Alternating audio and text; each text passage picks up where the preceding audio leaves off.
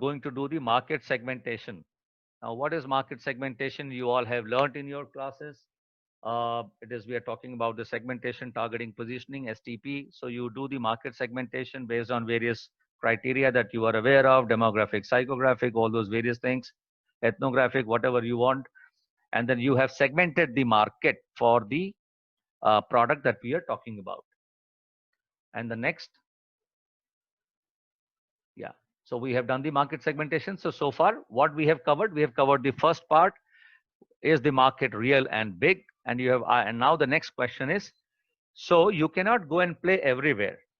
And that is why it is called strategic marketing, because it identifies those segments which are more productive, more useful, more targeted, and it actually tries to exclude some segments. So the question is, which market segments do we play in to win, and who do we compete against, right? So let us not boil the ocean. Let us go very targeted and focused. Where are we going to get with our brands? Now, there is a tool, actually, rather a structure I have given you. A couple of these things are already pre-filled. Please do not, while presenting, please do not reproduce them as it is.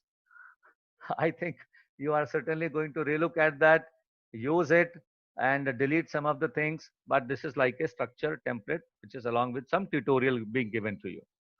This class will sound a little bit prescriptive because this is like it's a learning session. So when you are now, you understood the market segmentation. Now you are segmenting, scoping, shaping, and sizing the various consumer segments. You remember we had talked about those 19 consumer segments, which are already identified by Volsanthe. So you are going to focus on them. You are free to identify 2, 3 more if you find them more productive. But point is here is, how do you segment your market? So based on what are the customer benefits, what makes them unique, one segment from the other. To give you a very simple, idea, for example, you are trying to buy a laptop. Now, a corporate executive buying a laptop, a student trying to buying a laptop, a graphic designer trying to buying a laptop, a school teacher trying to buying a laptop, or I would say a NASA scientist, for example, trying to buying a laptop. Now, their attributes which they value in the laptop are certainly going to be different from the other, and that is why they are distinct customer or consumer segment. If their attributes do not match much, or if they are statistically insignificantly different, then they cease to be segments. So your segment A, B, C are those segments. They can be consumer segment, they can be customer segment, right?